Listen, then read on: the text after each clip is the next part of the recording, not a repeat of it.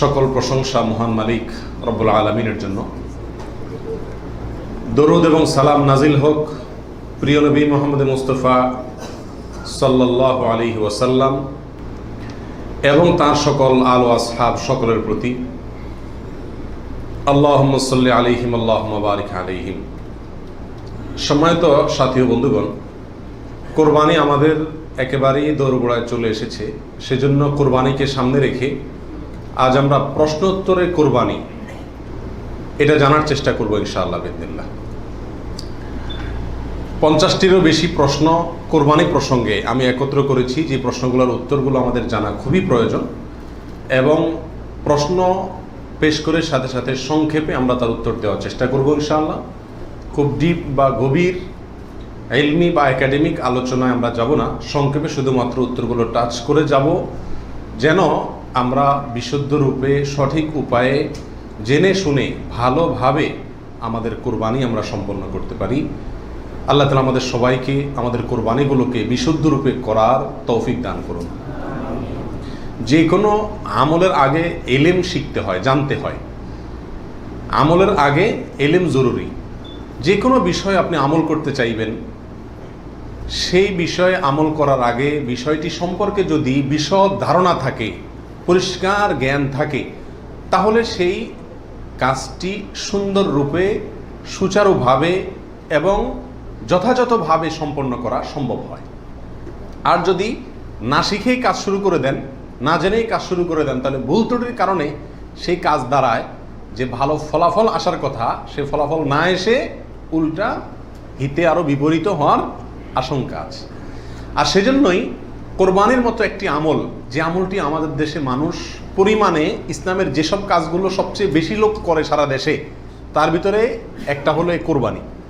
বেনামাজিও করে, বেরোজগারিও করে, ইসলামের অনেক কিছু না মানলে কি হয়েছে, কোরবানিটা করে। তো যেহেতু দেশের বিরাট একটা অংশ মুসলমানদের তারা কোরবানি করে, অন্য কোনোটা করুক আর না করুক, ঈদের নামাজটা পড়ে, কোরবানিটা করে। তো সেজন্য এই কোরবানিটাও যে করি আমরা, সেটাও বা কতটা বিশুদ্ধ হচ্ছে, এটা বড় প্রশ্নের বিষয়। সেজন্য আমরা জেনে নেব অল্প কথায় এই কোরবানি প্রসঙ্গে যে জিজ্ঞাসাগুলো আছে, যে প্রশ্নগুলো আছে সেগুলো। কারণ প্রশ্নের মাধ্যমে মানুষ কোনো কিছু শিখলে, সেটা সাধারণ আলোচনার মাধ্যমে শিখলে যতটা মনে থাকে তার চাইতে বেশি মনে থাকে। আল্লাহ তাআলা আমাদের সবাইকে উপকারী ইলম সবসময় গ্রহণ করার তৌফিক দান করুন। প্রিয় ভাইয়েরা, কোরবানি প্রসঙ্গে কোরআনে কারীমের একটি আয়াত আমি তেলাওয়াত করেছি। আল্লাহ সুবহানাহু ওয়া তাআলা বলেছেন, লা ইয়ানালাল্লাহা লুহুমুহা ওয়ালা দিমাউহা। তোমরা যে পশু আল্লাহকে সন্তুষ্ট করবার উদ্দেশ্যে জবাই করে থাকো, কোরবানি করে থাকো, এর গোশত, এর রক্ত কোনো কিছুই আল্লাহর কাছে পৌঁছায় না। ওয়ালাকিন ইয়ানালুহুত তাকওয়া মিনকুম, ওয়ালাকিন ইয়ানালুহুত তাকওয়া।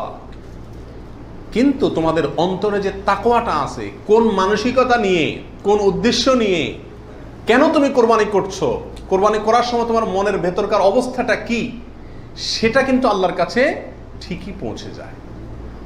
গোশত রক্ত জমিনেই থেকে যায়, দুনিয়াতেই থেকে যায়, উপরে ওঠে শুধুমাত্র তোমার অন্তরের ইচ্ছাটা, বাসনাটা। এই জন্য কোরবানি করার আগে সবচেয়ে গুরুত্বপূর্ণ পয়েন্ট হলো নিয়তকে খালেস করে নেওয়া। কি করে নেওয়া ভাই? নিয়তকে খালেস করে নেওয়া। কোরবানি করার আগে একটু ব্রেক দিন, একটু দাঁড়ান, একটু থামুন। আপনি কোরবানি করতে যাচ্ছেন, একটু থামুন। কেন কোরবানি করছেন? নিজেকে নিজে প্রশ্ন করুন এবং এই প্রশ্নের উত্তর নিজেকে নিজে দিন। এরপরে নিজেই বিচার করতে পারবেন আপনার কোরবানির কোনো বিনিময় আদৌ আল্লাহর কাছে পাবেন নাকি কিছুই পাবেন না। সম্মানিত সাথী বন্ধুগণ, যত মানুষ আমাদের সমাজে কোরবানি করে, এই বিশাল জনগোষ্ঠীর সবচেয়ে বড় অংশ বলা যেতে পারে এই কোরবানিটা আমাদের জন্য আজ ফ্যাশনে পরিণত হয়েছে। এটার ইবাদত থাকে নাই। কারণ ইবাদত হয় সেই কাজ, যে কাজ বান্দা আল্লাহকে খুশি করার জন্য করে।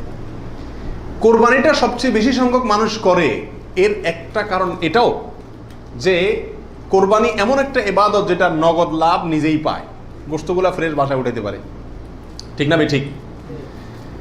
এই কারণে সমাজের বড় একটা অংশ কি করে? কোরবানি করে। আবার অনেকে কোরবানি করে নিজের নেতাগিরি জাহির করার জন্য। নেতা সাহেব, এমপি সাহেব, মন্ত্রী সাহেব, ব্যবসায়ী সাহেব, অমুক সাহেব, তমুক সাহেব, 10টা গরু, 5টা গরু, সবচেয়ে বড় গরু। এই যে একটা প্রতিযোগিতা, এই প্রতিযোগিতাটা মনে হচ্ছে ভালো কাজের প্রতিযোগিতা, আসলে এটা হলো এক ধরনের বড়াই, মাতবরির প্রতিযোগিতা, নিজের প্রভাব প্রতিপত্তি, নাম সুনাম এগুলোকে প্রতিষ্ঠিত করার প্রতিযোগিতা, যেটা কি প্রশংসনীয় নাকি নিন্দনীয়? নিন্দনীয়। এই জন্য ভাইরা আমার, কোরবানি করার আগে প্রথম একটু থেমে নিজেকে প্রশ্ন করতে হবে, আমি কেন কোরবানি করছি? আমি কি মানুষকে দেখাবার জন্য করছি না আল্লাহকে সন্তুষ্ট করার জন্য করছি? এই বিষয়টি নিজেকে নিজে প্রশ্ন করে এর ইতিবাচক এবং সঠিক উত্তর বের করে আনতে হবে, তারপরে কোরবানির দিকে পদক্ষেপ নিতে হবে। আল্লাহ তাআলা আমাদের সবাইকে বিশুদ্ধ রূপে সঠিকভাবে কোরবানি করার তৌফিক দান করুন। প্রিয় ভাইরা আমার, এবার আমরা চলে যাই প্রশ্ন উত্তরে সরাসরি। প্রথম প্রশ্ন হলো, কোরবানি কি? কোরবানি এটি উর্দুতে ব্যবহার হয়ে থাকে ত্যাগের অর্থে। কোরবানি করা, যে কোনো কাজের জন্য কোরবানি করা মানে কি করা? ত্যাগ করা। এই পশু কোরবানিকে কোরবানি বলা হয় এই জন্য যে এই কোরবানিটাও আসলে মূলত কি? ত্যাগেরই শিক্ষা বহন করছে। ইব্রাহিম আলাইহিস সালামের ত্যাগের স্বাক্ষর এই পশু কোরবানি। এর মাধ্যমে ইব্রাহিম আলাইহিস সালাম যে আল্লাহর জন্য বিশাল বড় ত্যাগ করেছিলেন, আল্লাহর কথাকে মানতে গিয়ে নিজের জীবনের সবচেয়ে বড় পরীক্ষার সম্মুখীন হয়েছিলেন এবং তিনি ত্যাগ করে পরীক্ষা উত্তীর্ণ হয়েছেন। এই কোরবানি যেহেতু তার স্বাক্ষর, সেই জন্য ওই আমাদের সমাজে উর্দুতে সচরাচর যে কোরবানি এই শব্দটি ব্যবহার হয় সেটাই প্রচলিত আছে, অর্থাৎ ত্যাগ করা, কোরবানি। আর আরবিতেও কোরবান শব্দটি আছে, যেটা কোরআনে আল্লাহ তাআলা ব্যবহার করেছেন।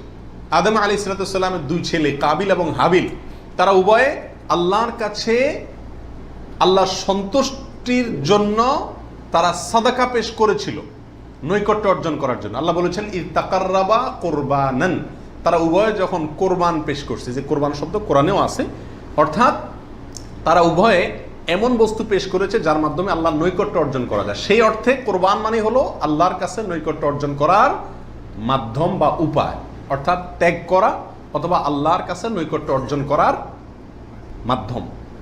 এ হলো কোরবানির সংক্ষিপ্ত শাব্দিক পরিচিতি। আর ইসলামী শরিয়াতে কোরবানি বলা হয় জিলহজের 10 তারিখে এবং তার পরবর্তী যে দিনগুলোতে কোরবানি করা যায় সেই দিনগুলোর ভেতরে কোনো পশু, অনুমোদিত পশু যেগুলো জবাই করলে সওয়াব হয় দিনগুলোতে, সেগুলোকে আল্লাহকে সন্তুষ্ট করার উদ্দেশ্যে জবাই করার নাম হলো কোরবানি। এ হলো ইসলামী শরিয়ার পরিভাষায় কোরবানির মোটামুটি একটি সংজ্ঞা। দ্বিতীয় প্রশ্নে চলে যাই আমরা, কখন কিভাবে কোরবানি শুরু হয়েছিল?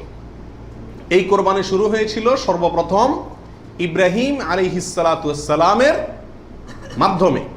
আল্লাহ সুবহানাহু ওয়া তাআলা ইব্রাহিম আলাইহিস সালামকে স্বপ্নের মাধ্যমে নির্দেশ করেছিলেন নিজের সন্তানকে জবাই করার জন্য।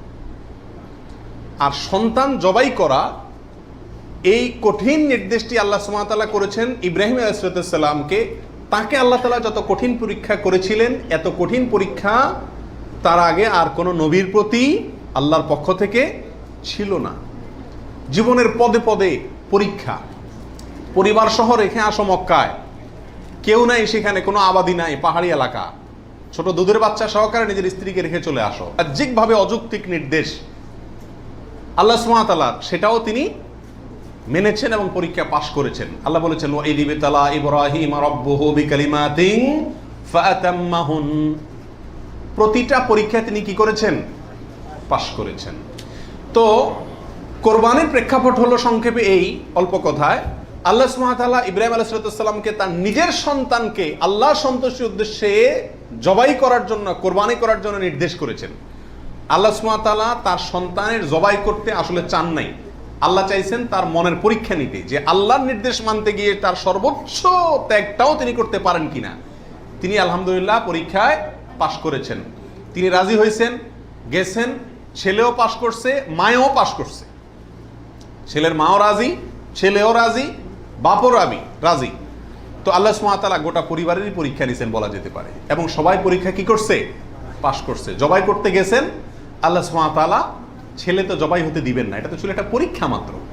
আল্লাহ সুবহানাহু ওয়া তাআলা সেখানে অন্য একটা পশু, দুম্বা বা এই জাতীয় কোনো পশু আল্লাহ সুবহানাহু ওয়া তাআলা দিয়ে দিলেন। অন্য একটা পশু ওই ছেলের জায়গায় আল্লাহ তাআলা দিয়ে দিলেন, ছুরি উনি চালালেন, এরপরে দেখলেন যে ছেলে দাঁড়ায় আছে, পশু জবাই হয়েছে। এ হলো কোরবানির সূচনা। প্রথম পশু কোরবানি, আজকে আমরা যে কোরবানি করছি এর সূচনা ছিল এভাবে। কার মাধ্যমে? ইব্রাহিম আলাইহিস সালাতু ওয়াস সালামের মাধ্যমে। সেই কোরবানি আমাদেরকে কি শিক্ষা দেয় ভাই? সেই কোরবানি আমাদেরকে শিক্ষা দেয় আল্লাহ সুবহানাহু ওয়া তাআলা যখন কোনো কাজের জন্য নির্দেশ করবেন, আল্লাহর গোলাম হিসাবে, আল্লাহর নুন খাই সেই হিসাবে নিঃশ্বাস গ্রহণ করছি, ছাড়ছি, প্রতি মুহূর্তে মুহূর্তে আল্লাহর নিয়ামতের সাগরে হাবুডুবু খাচ্ছি। আল্লাহই সৃষ্টি করেছেন, তার হাতেই জীবন মরণ সবকিছু। অতএব তার কোনো নির্দেশ, তার কোনো নিষেধ থাকলে সেটাকে মানতে গিয়ে পৃথিবীর যেই কোনো ধরনের ত্যাগের প্রয়োজন হয় সেটা করতে হবে। নিজের সন্তানকে জবাই করার মতো কঠিন নির্দেশও পালন করতে ইব্রাহিম আলাইহিস সালাম দ্বিধা করেন নাই। আল্লাহ সুবহানাহু ওয়া তাআলা ঠিকই কি করছেন, তাকে এর মাধ্যমে তিনি পাশ করেছেন এবং আল্লাহ সুবহানাহু ওয়া তাআলা তার মর্যাদা সমুন্নত করেছেন। এ হলো কোরবানির মূল শিক্ষা। আল্লাহর নির্দেশ, সেটা যত কষ্টই হোক মানতে, সেটা মানার জন্য সব ধরনের ত্যাগ করতে প্রস্তুত থাকা, এটা হলো কি ভাই? কোরবানির শিক্ষা। আর ওখান থেকেই কোরবানিটা শুরু হয়েছে। এরপরে আল্লাহ সুবহানাহু ওয়া তাআলা সেটাকে পৃথিবীর মানুষের জন্য ওই স্মৃতিকে, ওই আদর্শকে রেখে দিয়েছেন। এখন আমরা পশু কোরবানি করছি, কিন্তু এটার শুরুতে কিন্তু পশু কোরবানি ছিল না। মূলত এটা শুরুতে ছিল নিজের সকল কামনা, বাসনা, ভালোবাসা সবকিছুকে আল্লাহর নির্দেশের সামনে কি করে দেওয়া? কোরবানি করে দেওয়া। এ হলো এই কোরবানির গোড়ার ইতিহাস। এখন কোরবানির খোলসটা আছে, ভেতরেরটা আর নাই। এখন শুধু পশুই কোরবানি করি আমরা। নিজের ভেতরকার পশুত্ব, আমিত্ব, মনের খাহেশ, প্রবৃত্তি, এটাকে আর কি করি না? জবাই করি না। আল্লাহ তাআলা আমাদের সবাইকে কোরবানির আসল যে ইতিহাস সেটা থেকে শিক্ষা গ্রহণ করে এমনভাবে কোরবানি করার তৌফিক দান করুন, যেই কোরবানি প্রকৃত অর্থেই কোরবানি হয়, যেই কোরবানি আমাদের জান্নাতে যাওয়ার কারণ হয়, মাধ্যম হয়, সেইভাবে কোরবানি করার এবং কোরবানির সেই ইতিহাস থেকে আল্লাহ তাআলা আমাদেরকে শিক্ষা গ্রহণ করার তৌফিক দান করুন। প্রিয় ভাইয়েরা, 3 নম্বর প্রশ্ন হলো, কোরবানি কি জরুরি কোনো বিধান নাকি ঐচ্ছিক? অর্থাৎ কোরবানি কি সবার জন্য করা জরুরি, নাকি কোরবানি সুন্নাত, নফল, মুস্তাহাব জাতীয় কোনো আমল? তো এ বিষয়ে বলবো যে এই ক্ষেত্রে ওলামা একরামের 2টি প্রসিদ্ধ মত আছে। ওলামা একরামের অনেকেই বলেন যে কোরবানি করা এটা সকলের জন্য জরুরি। যাদের সামর্থ্য আছে, ঈদের দিন, কোরবানি ঈদের দিন অথবা পরবর্তী দিনগুলোতে যেগুলোতে কোরবানি করা যায়, এই সময়ের ভিতরে যার কাছে নেশা পরিমাণ টাকা আছে, তার জন্য কোরবানি করা ওয়াজিব, জরুরি, বাধ্যতামূলক। না করলে গুনাহ হবে। এটা অনেক ওলামা একরামের মত। তাদের দলিল, সংক্ষেপে শুধু দলিলগুলো হালকা হালকা টাচ করে যাই। মুসনাদে আহমদ, ইবনে মাজাহ, মুস্তাদরাকে হাকিম এবং আরো অনেক কিতাবে একটা হাদিস বর্ণিত হয়েছে, যে হাদিসকে মুহাদ্দিসিন ইকরাম সহিহ বলেছেন। আল্লামা আলবানী রাহিমাহুল্লাহ নিজে হাদিসে সহিহ বলেছেন। সেটা হলো এই, নবী সাল্লাল্লাহু আলাইহি ওয়াসাল্লাম বলেছেন, মান ওয়াজাদা সাআতান আন ইউদাহিয়া ওয়া লাম ইউদাহি ফালা ইয়াকরাবান্না মুসাল্লানা। অর্থাৎ যে ব্যক্তি কোরবানি করার সামর্থ্য তার আছে, সক্ষমতা আছে, সচ্ছলতা আছে, সেই ব্যক্তি যদি কোরবানি না করে, সে যেন আমাদের ঈদগাহে ঈদের নামাজ পড়তে না আসে। কোরবানি করার ইচ্ছা না রাখলে সেজন্য ঈদের নামাজ পড়তে না আসে। এটা কিন্তু একটা সতর্কবাণী। শরীয়তে এই ধরনের নির্দেশ সুন্নত নফলের ক্ষেত্রে করা হয় না, ফরজ ওয়াজিবের ক্ষেত্রেই সাধারণত করা হয়। এটা হলো অন্য যুক্তি। দ্বিতীয় দলিল হলো, এটাও মুস্তাদে আহমদে আসছে এবং হাফেজ ইবনে হাজার আল আসকালানী রাহিমাহুল্লাহ, বিশ্ববিখ্যাত হাদিস ব্যাখ্যাতা, তিনি বলেছেন যে হাদিসটি বিশুদ্ধ। নবী সাল্লাল্লাহু আলাইহি ওয়াসাল্লাম বলেছেন, ইয়া আইয়ুহান নাস, হে লোক সকল, ইন্না আলা কুল্লি আহলি বাইতিন উদহাইয়াতুন ওয়া আতিরাতুন, নিশ্চয়ই প্রত্যেক পরিবারের লোকের উপরে, প্রত্যেক পরিবারের উপরে একটি করে কোরবানি এবং আতিরা, এটা ওয়াজিব। আতিরা হলো রজব মাসে যে পশুটি জবাই করা হয়, সেটা একসময় ওয়াজিব ছিল, পরে এটা রহিত হয়ে গেছে। তো এখানে নবী সাল্লাল্লাহু আলাইহি ওয়াসাল্লামের ভাষা হলো ইন্না আলা কুল্লি আহলি বাইতিন, প্রত্যেক পরিবারের উপরে কোরবানি করা জরুরি। জরুরি, আলা এই শব্দটি জরুরি অর্থ বোঝানোর জন্যই আসে। এটিও বিশুদ্ধ হাদিস। তাহলে আরো অনেকগুলো হাদিস আছে এই জাতীয়, যে হাদিসগুলোর আলোকে ওলামা ইকরামের একটা অংশ বলেন যে এই কোরবানি ওয়াজিব। ইমাম আজম আবু হানিফা রাহিমাহুল্লাহর মত এটা। এর বিপরীতে অনেক ওলামা ইকরাম বলেন কোরবানি করা ওয়াজিব নয়, এটা সুন্নাতে মুআক্কাদা। সুন্নাতে মুআক্কাদা মানে কি? সুন্নাত কিন্তু খুবই গুরুত্বপূর্ণ সুন্নাত। বিনা কারণে এটা ছাড়া মাকরুহ, অপছন্দনীয়, ভালো কাজ নয়। সুন্নতে মুআক্কাদা এবং ওয়াজিবের সাথে খুব বেশি তারতম্য নাই, কাছাকাছি গুরুত্বের বিচারে প্রায়। সাহাবীদের ভিতরে অনেক প্রসিদ্ধ সাহাবী তারা কোরবানি করতেন না, ওয়াজিব মনে করবে মানুষ এই ভয়, এরকম কোনো বর্ণনা পাওয়া যায়। তারপরে কোনো বর্ণনা জানাবে এটাকে সুন্নাতু আবিকুম ইব্রাহিম এ জাতীয় শব্দ ব্যবহার করেছেন। এসব কারণে ওনারা সুন্নত বলেন, সুন্নতে মুআক্কাদা বলেন। যাই হোক, সর্বসাকুল্যে এই কোরবানি খুবই গুরুত্বপূর্ণ একটি বিধান, এটা হলো নিশ্চিত। ওয়াজিবের মতটা গ্রহণ করলে এটা বেশি সতর্কতা হয় এবং ইখতিলাফ এবং মতপার্থক্যের ঊর্ধ্বে উঠা যায়, এবং অনেকগুলো বর্ণনা এর পক্ষে রয়েছে। 4 নম্বর প্রশ্ন হলো, কোরবানি কয়টা করতে হয়? এই প্রশ্নটা আজকাল এই জন্য করতে হচ্ছে যে এখন আমরা সমাজে কোরবানির সংখ্যা বাড়ানোর জন্য এক ধরনের প্রতিযোগিতা খেয়াল করতেছি। 3টা গরু, 5টা গরু, 7টা গরু, এমপি সাহেব, মন্ত্রী সাহেব, ব্যবসায়ী সাহেব, বিভিন্ন সাহেবরা করে কি করে না, এমনকি আমরাও একটা গরু একটা ছাগল, কারণ কেউ গরুর গোশত পছন্দ করে, কেউ ছাগল গোশত পছন্দ করে ঘরে, যার কারণে দুইটাই দিতে হয়, অথবা গরুতে 1 ভাগ দিতে হয়, আবার আলাদা ছাগল দিতে হয়। এই যে কোরবানির সংখ্যা বাড়ানোর একটা প্রবণতা আছে, আসলে ইসলামী শরিয়া কি বলে? কোরবানির পশু বা কোরবানির সংখ্যা কতগুলো হওয়া জরুরি? তো এর উত্তর হলো যে কোরবানি মূলত একটি কোরবানি যথেষ্ট, একাধিক কোরবানি হওয়া এটা কি না, জরুরি না। নবী আলাইহিস সালাতু ওয়াস সালামের ব্যাপারে সুনানে তিরমিজিতে একটা হাদিস আসছে, যেটা কি ইমাম তিরমিজি হাসান বলেছেন, অন্যান্য উলামা একরাম অনেকে জয়ীফ বলেছেন। কিন্তু জয়ীফ বললেও ওই একই বিষয়ে আরো বিভিন্ন হাদিস আছে। সর্বসাকুল্যে উলামা একরামের বিষয়টা প্রমাণিত, সেটা হলো যে নবী আলাইহিস সালাম 10 বছর মদিনাতে বসবাস করেছেন হিজরতের পরে, এবং এই 10 বছরের প্রতি বছর তিনি কোরবানি করেছেন। প্রতি বছর তিনি কি করেছেন? এবং 2টি হৃষ্টপুষ্ট ভেড়া তিনি কোরবানি করেছেন, 2টি করেছেন। তিনি যদি চাইতেন সংখ্যা অনেক বাড়াইতে পারতেন, উট এবং আরো অনেক বড় বড় পশু দিয়ে কি করতে পারতেন, কোরবানি করতে পারতেন, কিন্তু 2টি ভেড়া কোরবানি করেছেন। তার একটি হলো তার নিজের এবং নিজের পরিবারের পক্ষ থেকে, আরেকটি তার গোটা উম্মতের পক্ষ থেকে, তাওহীদবাদী উম্মতের পক্ষ থেকে। তাহলে বোঝা গেল কোরবানির সংখ্যা বাড়ানোর ভিতরে খুব বেশি কল্যাণ নাই। হ্যাঁ, কেউ যদি কোনো এলাকাতে গরিব মানুষকে খাওয়ানোর উদ্দেশ্যে বেশি কোরবানি করে, নাম ফুটানোর উদ্দেশ্য না থাকে, তাহলে অবশ্যই সেজন্য তিনি আল্লাহর কাছে কি পাবেন? আজর এবং সওয়াব পাবেন। 5 নম্বর প্রশ্ন হলো, কয়দিন পর্যন্ত কোরবানি করা যায়? কোরবানির সময়সীমা কতদিন? এর উত্তর হলো, এক্ষেত্রে ওলামা একরামের 2টি মত আছে। অনেক ওলামা একরামের মতে কোরবানি করা যায় ঈদের দিন, জিলহজের 10 তারিখ, আর 11 এবং 12 এই 3 দিন। এটা ইমাম আবু হানিফা রাহিমাহুল্লাহর মত। এর বিপরীতে অনেক ওলামা একরামের মত হলো কোরবানি এটা 4 দিন পর্যন্ত করা যায়। কোরবানি ঈদের দিন এবং তারপরে আরো 3 দিন, 11, 12, 13। যুক্তি হলো যে আইয়ামে তাশরিক, এক হাদিসে আসছে একেবারে সুস্পষ্টভাবেই যে আইয়ামে তাশরিক এই দিনগুলা সবগুলাই হলো জবাই করার দিন, অর্থাৎ কোরবানি করার দিন। সেহেতু আইয়ামে তাশরিক হলো ঈদের দিন, ঈদের পরে আরো 3 দিন, অর্থাৎ 13 তারিখ, চাঁদের 13 তারিখের সন্ধ্যার আগ পর্যন্ত। এ হলো কোরবানির দিন। তবে কোরবানি প্রথম দিন ঈদের নামাজের পরপরই করা বেশি উত্তম, এতে কোনো সন্দেহ বা ইখতিলাফ কারোর নাই। এবারে সারা দুনিয়ার উলামা একরাম একমত, কারণ নবী আলাইহিস সালাম ঈদের দিন ঈদের নামাজের পরপরই সাধারণত কি করতেন? কোরবানি করতেন। দ্বিতীয় তৃতীয় দিনে তিনি নিতেন না। অতএব একেবারে শুরুতেই করে ফেলা হলো সবচেয়ে উত্তম এবং বেস্ট। এবারে কারো কোনো দ্বিমত নাই। 6 নম্বর প্রশ্ন, কোন সময় থেকে কোরবানি করা যাবে? উত্তর হলো, ঈদের নামাজ যখন পড়া হবে, যেই এলাকাতে গরুটা জবাই হবে ওই এলাকাতে যখন ঈদের নামাজ শেষ হবে, ঈদের নামাজ শেষ হওয়ার পরপরই কি করা যাবে? কোরবানি করা যাবে। আরেক এলাকাতে ঈদের নামাজ শেষ হয়েছে, সেজন্য আপনার এলাকাতে আপনি কি করবেন না? কোরবানি করবেন না। আপনার এই পশু যারা কোরবানি করবে তারা ঈদের নামাজ পড়ার পরপরই কি করতে পারবেন? কোরবানি করতে পারবেন। এ হলো কোরবানির সময়। এরপরে আসি 7 নম্বর প্রশ্ন, রাতে কি কোরবানি করা যাবে? এই প্রশ্নের উত্তর হলো, রাতে কোরবানি করাকে ওলামা একরাম মাকরুহ বা অপছন্দনীয় বলেছেন। তার কারণ হলো, কোরবানি একটা আল্লাহর গুরুত্বপূর্ণ বিধান। এখানে পশুর রগ নির্দিষ্ট সংখ্যায়, নির্দিষ্ট রগগুলো কাটা যেতে হবে।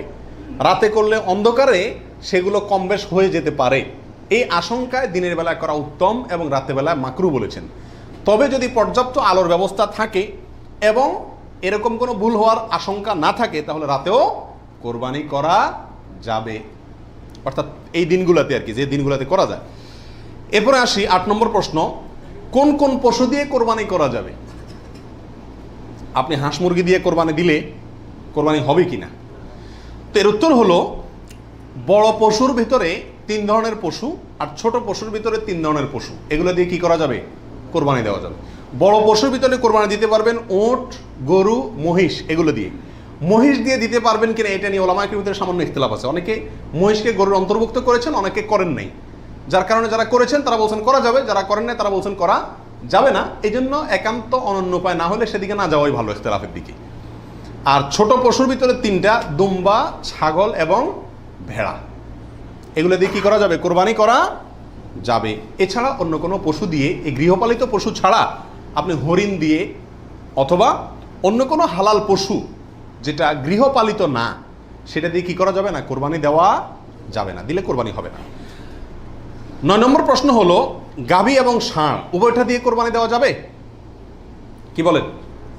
গাভী এবং ষাঁড় দুইটা দিয়ে কোরবানি দেওয়া যাবে? যাবে। গাভী দিয়েও দেওয়া যাবে, ষাঁড় দিয়েও দেওয়া যাবে। 10 নম্বর প্রশ্ন হলো, পশুর বয়স কত হতে হবে? কত বছর বয়স হলে আপনি সেই পশু দিয়ে কি করতে পারবেন? কোরবানি দিতে পারবেন। এর উত্তর হলো, পশু যদি হয় সবচেয়ে বড় পশু অর্থাৎ উট, তাহলে সেক্ষেত্রে সেটার বয়স হতে হবে কমপক্ষে 5 বছর। কত বছর? 5 বছরের নিচে যদি উটের বয়স থাকে, ওইটা এমনি জবাই করতে খেতে পারবেন, কিন্তু কোরবানি হিসাবে কি করতে পারবেন না, জবাই করলে ওটা কোরবানি আদায় হবে না। গরু যদি হয় তাহলে সেক্ষেত্রে তার বয়স হইতে হবে কমপক্ষে 2 বছর। আর ছাগল, দুম্বা, ভেড়া এগুলো যদি হয় তাহলে তার বয়স হইতে হবে কমপক্ষে 1 বছর। তাহলে ছোট পশুগুলা 1 বছর, গরু 2 বছর, উট 5 বছর। ছোট পশুর মধ্যে আবার দুম্বা, ভেড়া এগুলো যদি 6 মাসের বয়স, 7 মাস, 8 মাসের বয়সেরটা দেখতে 1 বছরটার মতো বড় দেখা যায় তাহলে চলবে, কিন্তু ছাগলের ক্ষেত্রে পরিপূর্ণ কি হইতে হবে? 1 বছর হওয়া লাগবে। 11 নম্বর প্রশ্ন হলো, দাঁত দেখে বয়স নির্ধারণ করে আমাদের দেশে, এটা কি ঠিক নাকি বেঠিক?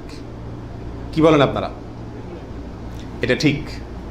কারণ হলো, পশু বিশেষজ্ঞ যারা আছেন, পশু সম্পর্কে যারা ভালো বুঝেন, পশু লালন পালনে যারা দক্ষ, অভিজ্ঞ, তারা পশুর গালের ভেতরকার বিশেষ ধরনের দাঁত যখন একটা বের হয় তখন বুঝেন এটা 1 বছর হয়েছে, 2টা বের হলে বুঝেন 2 বছর হয়েছে, এবং এটা অভিজ্ঞতা দ্বারা মোটামুটি প্রমাণিত, প্রতিষ্ঠিত। যার কারণে ওইটার উপরে নির্ভর করে বছর নির্ধারণ করা, নির্ণয় করা কি আছে? সঠিক। তবে কোনো পশু যদি নিশ্চিতভাবে জানা যায় তার বয়স 1 বছর, 2 বছর বা যেই পরিমাণ বয়স হওয়া দরকার সেই পরিমাণ বয়স হয়েছে কিন্তু দাঁত উঠে নাই, তবুও সেটা দিয়ে কি দেওয়া যাবে? কোরবানি দেওয়া যাবে। দাঁতটা মেইন না, মেইন হলো বয়সটা ওই পরিমাণ হয়েছে কি না। ওই বয়সে হওয়ার পরও কি থাকতে পারে? দাঁত নাও থাকতে পারে। এরপরে আসি 12 নম্বর প্রশ্ন, ত্রুটিযুক্ত পশু দিয়া কোরবানি দিলে কি কোরবানি হবে? ত্রুটিযুক্ত পশু, একটা পশুর ভিতরে কোনো দোষ আছে, ত্রুটি আছে, সমস্যা আছে, রোগবালাই আছে, ওইটা এমনি জবাই করে খেতে পারবেন, কিন্তু কোরবানি দিলে কোরবানি হবে কি না? এর উত্তর হলো, কিছু কিছু ত্রুটি আছে, যেই ত্রুটিগুলো থাকলে পশু কোরবানি করলে ওই কোরবানি যথেষ্ট হবে না। আর কিছু কিছু ত্রুটি আছে যেগুলো থাকলেও কি দেওয়া যাবে? ওই ত্রুটি সহকারে কোরবানি দিলে কোরবানি হয়ে যাবে। কোন ত্রুটিতে আপনার কোরবানি দিলে কোরবানি হবে না? একটা হলো ল্যাংড়া হওয়া, এমন ল্যাংড়া যে ল্যাংড়ার কারণে সে পশুর পালের সাথে চললে পিছায় যায়, তাদের সাথে তাল মিলায় ধরে রাখতে পারে না, অথবা জবাই করার জায়গা পর্যন্ত হেঁটে যাওয়ার ক্ষমতা নেই, তাকে ঠেলা নিয়ে যেতে হয়, ছেঁচড়ায় নিয়ে যেতে হয়, শক্তি নেই পায়ে, 1 পা হোক 2 পা হোক, এরকম ল্যাংড়া খোঁড়া যদি হয় তাহলে ওইটা দিয়ে কোরবানি দিলে কি হবে না? যথেষ্ট হবে না, হাদিসে সুস্পষ্টভাবে নিষেধ করা আছে। আরেকটা হলো যে এই পরিমাণ রুগ্ন, অসুস্থ, রোগা, যে রোগার কারণে সে চলাফেরা করতে পারে না, বা ওই যে হাঁটার শক্তি নেই, প্রচণ্ড রোগা, দুর্বল, সেটা দিয়ে কোরবানি দিলেও কি হবে না? কোরবানি হবে না। আরেকটা হলো যে অন্ধ, এমন অন্ধ হয়, চোখ কানা অথবা চোখ অন্ধ, অথবা চোখে এমন সমস্যা আছে যে সমস্যার কারণে সে দেখে না, স্বাভাবিকভাবে ঘাস টাস রাখলেও সে বুঝে না কোনটা কি, অথবা ওই জায়গা পর্যন্ত দেখে একা একা যেতে পারে না, উষ্ঠা খায়, তার মানে চোখে বড় সমস্যা আছে, এরকম থাকলে এটা দিয়ে কি হবে না? কোরবানি হবে না। একটা শিং অথবা 2টা শিং গোড়া থেকে উঠে গেছে, একেবারে গোড়া সহ উঠে গেছে, এরকম যদি হয় ওইটা দিয়ে কোরবানি দিলেও কোরবানি হবে না। তবে যদি সামান্য হয়, সামান্য কান কাটা, সামান্য শিং ভাঙা, সামান্য একটু পায়ে সমস্যা, সামান্য একটু অসুখ বিসুখ আছে, এরকম যদি হয় সেগুলো দিয়ে কোরবানি দিলে কি হবে? কোরবানি হয়ে যাবে। অর্থাৎ ত্রুটি যদি ছোট হয় সমস্যা নেই, বড় ত্রুটি যদি হয় তার কারণে কি হবে না, ওই পশু দিয়ে কোরবানি দিলে কোরবানি যথেষ্ট হবে না। 13 নম্বর প্রশ্ন হলো, কেনার পর যদি ত্রুটি দেখা যায় তাহলে কি করবে? আপনি ভালো পশু কিনে নিয়ে আসলেন, কোরবানি করবেন, রেখে দিচ্ছেন, খাওয়াচ্ছেন, হঠাৎ করে দেখা গেল চোখের সমস্যা, যে কোনো কারণে পা ভেঙে গেছে, বড় ধরনের সমস্যা হয়েছে, তখন কি করবেন? উত্তর হলো, যদি আপনি গরিব মানুষ হন তাহলে সেক্ষেত্রে যেটা আছে ওইটাই জবাই করবেন। আর যদি আপনার সামর্থ্য থাকে তাহলে সেক্ষেত্রে আপনার ওইটার বদলে আরেকটা পশু কিনে সেটাকে কি করবেন? কোরবানি করবেন। এরপরে আসেন 14 নম্বর প্রশ্ন, কোরবানির দিন হাঁস মুরগি জবাই করা জায়েজ আছে কিনা? আমাদের দেশে অনেকেই গ্রামের দেশে বলেন যে কোরবানির দিনগুলোতে, ঈদের দিনে কি করা যায় না? হাঁস মুরগি জবাই করা যায় না। আসলে কতটা সঠিক? উত্তর হলো, এটা সম্পূর্ণ ভিত্তিহীন বানোয়াট কথা। এর কোনো গ্রহণযোগ্য ভিত্তি ইসলামী শরিয়াতে নাই। বরং কোরবানি ঈদের দিনে কেউ চাইলে হাঁস বা মোরগ কি করতে পারবে? জবাই করতে পারবে। তবে যদি এটাকে কোরবানির নিয়তে করে যে আমার তো গরু ছাগল দেওয়ার সামর্থ্য নয়, আমি মুরগি দিয়েই দিলাম কোরবানি, তাহলে সেক্ষেত্রে এই জবাই কি হবে না? জায়েজ হবে না। কারণ এই পশু দিয়ে কি হবে না? কোরবানি হবে না। এমনি গোশত খাওয়ার জন্য যদি জবাই করে তাহলে ঈদের দিনেও জবাই করাতে কোনো সমস্যা নাই। 15 নম্বর প্রশ্ন হলো, কোরবানির পশু এটা দেখায় বেড়ানো, প্রদর্শন করে বেড়ানো, এটা কি জায়েজ আছে কিনা? আজকাল কোরবানির পশু কেনার পরে মহল্লাতে, গ্রামে, পাড়াতে, আশেপাশে একটা চক্কর মোটামুটি দেয় না? দেয় না? শুধু দেয় না, আপনার ওইটার গলায় একটা মালা লাগায়, হ্যাঁ, পারে না একটা সাইনবোর্ড লাগায় দেয় কার এটা সেটা, এবং তারপরে ওই গরুকে নিয়ে পুরো এলাকাতে ঘুরায়। এরপর বলে যে এটা কার গরু, বলে অমুকের গরু। এরকম একটা প্রথা মোটামুটি অঘোষিতভাবে চালু আছে না নাই? এরকম প্রদর্শন করে বেড়ানো এটা কি সঠিক? এর উত্তর হলো না। এই প্রদর্শনটা সাধারণত হয়ে থাকে জাহির করার জন্য, সবাইকে দেখানোর জন্য। আর এই দেখানোটার ভেতরে কল্যাণের চাইতে অকল্যাণ বেশি। কেউ যদি বলে আমি এটা দেখাচ্ছি এই জন্য যাতে অন্যরা উৎসাহিত হয়, তাহলে তো এটা ভালো উদ্দেশ্য, কিন্তু এই উদ্দেশ্যে খুব অল্প সংখ্যক মানুষই কি করে? এটাকে শোডাউন করে। বরং এটা শোডাউন করে কি জন্য? সবাই জিজ্ঞেস করবে, ভাই এটার দাম কত হয়েছে, কার গরু, মাশাআল্লাহ, জিতছে, হাসছে, এইসব যোগ বিয়োগ করবে। ঠিক না ঠিক? অতএব মানুষকে দেখায় বেড়ানোর উদ্দেশ্যে যদি এই কোরবানির পশুকে প্রদর্শন করা হয়, শোডাউন করা হয়, তাহলে এটা রিয়া, এবং রিয়ার কারণে গুনাহগার হবে। এটা করা যাবে না। আল্লাহ আমাদেরকে বুঝার তৌফিক দান করুন। 16 নম্বর প্রশ্ন হলো, কোরবানির পশু কেনার পরে এবং জবাই করার পরে পশুর সঙ্গে সেলফি তুলে এটা ফেসবুকে দেওয়া যাবে কিনা, সামাজিক যোগাযোগের মাধ্যমে প্রচার করা যাবে কিনা, ইসলামের দৃষ্টিতে এর ভিতরে কোনো, এ ব্যাপারে কোনো বাধা আছে কিনা? এর উত্তর হলো, কোরবানির পশু কেনার পরে অথবা জবাই করার পরে ওই পশুর সাথে সেলফি দেওয়া, সেলফিটাই তো অনেকের মতে এটা একটা মানসিক রোগে পরিণত হয়েছে। আর এই গরুকে কেনার পরে, ছাগল কেনার পরে তার সঙ্গে ছবি তুলে, সেলফি তুলে ওইটা ফেসবুকে বা সামাজিক যোগাযোগের মাধ্যমে প্রচার করা, এটা ইসলামী শরিয়ার দৃষ্টিতে খুবই গর্হিত এবং নিন্দনীয় একটি কাজ। বিশেষ করে এই জন্য যে প্রথমত বিনা প্রয়োজনে এই ছবিটা তোলা হচ্ছে, দ্বিতীয়ত হলো এর মাধ্যমে নিজে কি কোরবানি দিচ্ছে এটাকে কি করা হচ্ছে? জাহির করা হচ্ছে, প্রচার করা হচ্ছে। বাহবা কি আল্লাহর কাছ থেকে নিতে চান না মানুষের কাছ থেকে নিতে চান? আল্লাহর কাছ থেকে যদি নিতে চান তাহলে ওইটাকে প্রচার করে মানুষের কাছে লাইক কমেন্ট পাইলেন, সেই আশায় এটাকে আপনার লাইক কমেন্টের ব্যবসায়, বিজনেসের পুঁজি হিসাবে খাটাইলেন। আল্লাহর কাছে তার বিনিময় পাওয়ার আশা করা বড় কঠিন। এই জন্য এই গরুর সাথে সেলফি তোলা, বিশেষ করে জবাই করার পরে রক্ত সহকারে ছবি তোলা, এগুলো কোনো অবস্থাতেই ইসলামের শরিয়ার দৃষ্টিতে খুব একটা ভালো কাজ নয়। এগুলো থেকে আমাদের বিরত থাকা উচিত, মনে করা উচিত এটা একটা ইবাদত। এটা কি ইবাদত? ইবাদতের ক্ষেত্রে তামাশা বা যা মনে চাইলে তা করলাম, ফাইজলামতি করলাম, এর কোনো সুযোগ নাই। আল্লাহ আমাদেরকে বোঝার তৌফিক দান করুন। 17 নম্বর প্রশ্ন হলো, ভাগে কোরবানি দেওয়া যাবে কিনা? এটা একটা গুরুত্বপূর্ণ প্রশ্ন আজকালকার যুগে। কারণ কোনো ওলামা একরাম বলছেন ভাগে কোরবানি দেওয়া যাবে না, বরং গরু হোক আর ওঁট হোক, যত বড় পশুই হোক, দিলে একজনের পক্ষ থেকে দিতে হবে, 7 ব্যক্তির পক্ষ থেকে যথেষ্ট হবে। এই যে কথা প্রচলিত আছে, এটাকে অনেক কোনো ওলামা একরাম কি করছেন? অস্বীকার করছেন, আসলে সঠিক কোনটা। এ ব্যাপারে আগেই বলেছি যে একাডেমিক আলোচনা খুব বেশি লম্বাচড়া করার ইচ্ছা নাই এবং সুযোগও নেই। শুধু সংক্ষেপে এটুকু বলবো, সব যুগেই সবচাইতে বেশি সংখ্যক ওলামাদের মতে, বলা যায় প্রায় সবার মতে, সমস্ত ওলামা ইকরামের মতেই বলা যেতে পারে প্রায়, গরুর ক্ষেত্রে একটা গরু 7 জন ব্যক্তির পক্ষ থেকে কি হবে, কোরবানির জন্য যথেষ্ট হবে। এক্ষেত্রে বিচ্ছিন্নভাবে যে 2-1 জন আলেম বলছেন যে গরু হোক আর ওট হোক একজন থেকে হবে, 7 জন থেকে হবে না, তাদের যুক্তিগুলা খুবই ঠুনকো এবং খুবই দুর্বল। নবী আলাইহিস সালাম যে সফরে একাধিক ব্যক্তিকে কোরবানিতে অংশগ্রহণের সুযোগ দিয়েছিলেন, তারা বলেন যে ওটা সফরের জন্য নির্দিষ্ট, অথচ নবী আলাইহিস সালাম সেটা নির্দিষ্ট করেন নাই, এটা ওনারা নির্দিষ্ট করছেন। নবী আলাইহিস সালামের কোনো নির্দেশ সফরে হোক, হাজারে হোক, সফরের বাইরে হোক, যে কোনো নির্দেশ সাধারণত ব্যাপকভাবেই সবার জন্য সব সময়ের জন্য প্রযোজ্য হয়, যদি কোরআন এবং সুন্নাহর কোনো বর্ণনা দ্বারা নবী আলাইহিস সালাম নিজে ওইটাকে নির্দিষ্ট না করে দেন। তিনি সফরে যদি কোনো নির্দেশ করেন, ওই সফরের বাইরের জন্য সেটা কার্যকর হবে কি হবে না? যদি কেউ সফরের জন্য নির্দিষ্ট করতে চায় তাহলে তার জন্য পৃথক দলিলের প্রয়োজন। বিধায় এটাই হলো বেশিরভাগ ওলামা একরামের মত। বিচ্ছিন্নভাবে কোনো আলেমের মত থাকতে পারে, কিন্তু সে 1-2 জন আলেমের কথা না শুনে সংখ্যাগরিষ্ঠ ওলামা একরামের মতের উপর আমল করবেন। গরুর ক্ষেত্রে 7 জনের পক্ষ থেকে যথেষ্ট হবে। তবে একটা কথা এখানে বলতেই হবে, সেটা হলো উত্তম হলো একাকি দেওয়া, ভাগে না দিয়ে কিকে দেওয়া, একাকি দেওয়া। এক্ষেত্রে কারোর কোনো দ্বিমত নাই, একাকি দিতে পারলে সেটা সবচেয়ে বেস্ট এবং ভালো।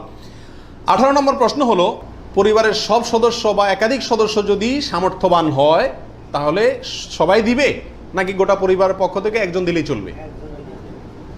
নবী আলাইহিস সালাম থেকে এক্ষেত্রে একটা হাদিস বর্ণিত হয়েছে, যেটা একটু আগে আপনাদেরকে শুরুতে আমি শুনেছি, মুসনাদ আহমদে বর্ণিত হয়েছে এবং আরও অনেক হাদিসের কিতাবে কাছাকাছি হাদিস বর্ণিত হয়েছে। নবী আলাইহিস সালাম বলেছেন যে প্রত্যেক পরিবারের উপরে একটি কোরবানি জরুরি, প্রত্যেক পরিবারের উপরে উযহিয়াতুন, একটি কোরবানি জরুরি, আলা কুল্লি আহলি বাইতিন, এই ধরনের শব্দ তিনি ব্যবহার করেছেন, প্রত্যেক পরিবারের উপরে। এই হাদিস থেকে বোঝা যায় কোরবানি এটা এক পরিবারে একাধিক সদস্য যদি হয় সামর্থ্যবান, তথাপি যিনি মূল কর্তা তিনি দিলেন তাহলে সবার পক্ষ থেকে হয়ে যাবে। এর বিপরীতে ওলামা ইকরামের আরেকটি মত আছে, যেটা ইমাম আবু হানিফা রাহিমাহুল্লাহর মত, সেটা হলো কোরবানি পরিবারের একাধিক সদস্য যদি সবাই যদি সামর্থ্যবান হয় তাহলে প্রত্যেকের পক্ষ থেকে দিতে হবে। ওনার যুক্তি, উনি বলেন নবী আলাইহিস সালামের ওই হাদিস, যে হাদিসে তিনি বলেছেন যার সামর্থ্য আছে আর কোরবানি দেয় না সেজন্য ঈদগাহে না আসে। এখানে যার সামর্থ্য আছে প্রত্যেক ব্যক্তিকেই শামিল করে এই নির্দেশনা। বিষয়টা গবেষণামূলক, উভয় পক্ষেরই দলিল এবং যুক্তি আছে। তো এক্ষেত্রে সতর্কতামূলক মত যদি অবলম্বন করি আমরা, তাহলে প্রত্যেকেরই যার যার সামর্থ্য আছে তার পক্ষ থেকে করা যেতে পারে, এবং করলে সমস্যা হবে এটা কারোর মতেই নাই। 19 নম্বর প্রশ্ন হলো, 7 ভাগের নিচে হলে কোনো সমস্যা আছে কিনা গরুতে? একটা গরুতে ধরেন 5 জন মিলে দিলেন, 4 জন মিলে দিলেন, 3 জন মিলে দিলেন, 6 জন মিলে দিলেন, 7-এর নিচে হলো, এটা কি যথেষ্ট হবে না কোনো সমস্যা আছে? এর উত্তর হলো কোনো সমস্যা নাই। আমাদের দেশে অনেকে মনে করেন যে গরু দিলে 7 পুরা করতে হবে, এই জন্য যখন 7-এর সংখ্যা না পায় তখন এবার খুঁজে খুঁজে অনেক মৃত মানুষকেও যোগ করে, যেভাবে হোক কি করতে হবে, 7 পুরা করতে হবে। বিষয়টা এরকম না। কোরবানির গরুতে সর্বোচ্চ 7 পর্যন্ত দেওয়া যায়, 3 জন, 2 জন, 7 জন, 5 জন, 6 জন, যে কোনো সংখ্যায় 7-এর নিচে থাকলেই কোরবানি দেওয়া যাবে। এরপরে আসেন 20 নম্বর প্রশ্ন হলো, অমুকের নামে কোরবানি দেওয়া, তমুকের নামে কোরবানি দেওয়া, 7 নামে, 3 নামে, 5 নামে, এরকম একটা কথা সমাজে প্রচলিত আছে। এই কথাটা বলাটা সঠিক কিনা? এর উত্তর হলো না, এটা সঠিক না, এই কথাটা ভুল। কিন্তু এই ভুলটা এমন ভুল না যে ভুলের কারণে বড় ধরনের গুনাহ হয়ে যাবে, কারণ এটা বলার ভুল, এভাবে বলাটা উচিত না। কারণ কোরবানি হবে মূলত আল্লাহ সুবহানাহু ওয়া তাআলার নামে, অতএব 5 নামে, 4 নামে, 3 নামে, 7 নামে কোরবানি হয় না। নাম শুধু একটাতেই হয়, সেটা হলো বিসমিল্লাহ, আল্লাহর নামে, ঠিক না ঠিক? অতএব এই কথাটা বলার ভুল।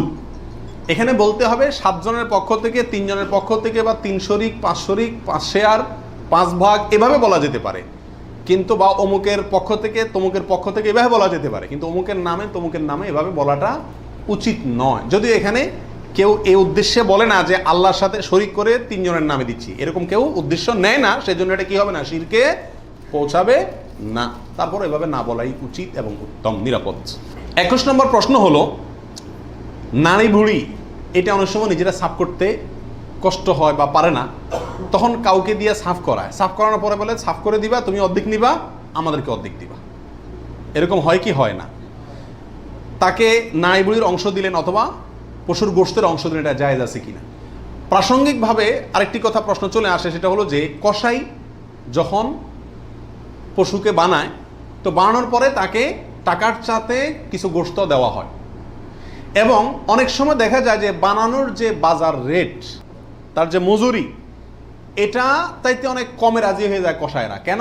কারণ তারা জানে গোশত 5 কেজি দিলেই তো 2-2.5 টাকা এসে গেল, অতএব এক্ষেত্রে যদি আমাকে টাকা একটু কমও দেয় অসুবিধা নাই। এই ভুলটা ঘরে ঘরে হয়ে থাকে।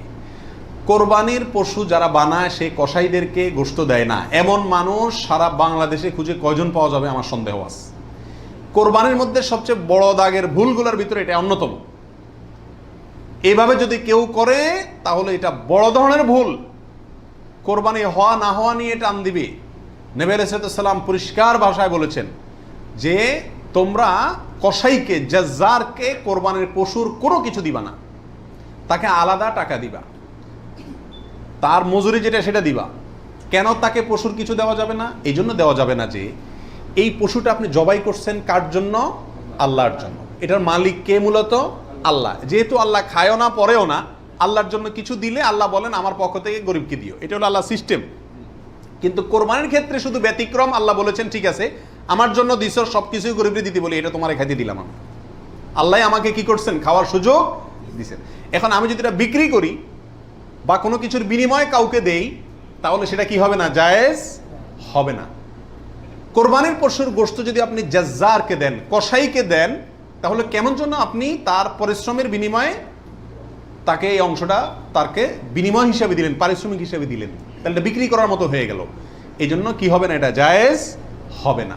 কসাইকে শুরুতে সাপ বলে দিতে হবে যে ভাই গোশত পাবা না, কত টাকা নিবা সাপ বলো, তুমি সে আশা করে বসে থাকিও না, 2 টাকা বেশি নাও, কিন্তু আমি তোমাকে গোশত বা কোনো কিছুই দেবো না। তবে হ্যাঁ, কসাই যদি আপনার প্রতিবেশী হয়, আপনার আত্মীয় হয়, অথবা অন্য গরিব মানুষ হয়, অন্য 10 জন গরিবকে যে পরিমাণ দিতেন তাকেও সে পরিমাণ দেন, তাহলে সমস্যা নেই, ওইটা ঠিক আছে। কিন্তু অন্য গরিবদেরকে দেন আধা কেজি করে, তারা দেন 5 কেজি, সমস্যা আছে। কারণ 4.5 কেজি আপনি কেন দিলেন? তাকে কাটছে সেজন্য, এটা বিনিময় হয়ে যাচ্ছে, এই জন্য এটা করা যাবে না। অতএব নারী বুড়িও যদি কেউ সাফ করে, তাকেও কি দেওয়া যাবে না? ওই নারী বুড়ির সাফের বিনিময়ে নারী বুড়ির অর্ধেক বা গরুর কোনো অংশ তাকে দেওয়া যাবে না। সাফ করলে সাফের বিনিময়ে তাকে ক্যাশ টাকা দিয়ে দিবেন। কথা বুঝতে পারছি? নারী বুড়ি যদি দিতে হয় তাহলে গরিব মানুষ হিসাবে দিলেন, সেটা ভিন্ন কথা, কিন্তু এজ এ তার কাজ পারিশ্রমিক হিসাবে কি করতে পারবেন না? দিতে পারবেন না। এটা বড় বহুলের ভিতরে একটা, এবং এটা প্রচুর পরিমাণে মানুষকে সচেতন করা দরকার এই ব্যাপারে। 22 নম্বর প্রশ্ন হলো, কোরবানির ভাগিদারদের মধ্যে কারো ইনকাম হারাম অথবা উদ্দেশ্য অসৎ, গোশত খাওয়ার উদ্দেশ্য আছে না নেই?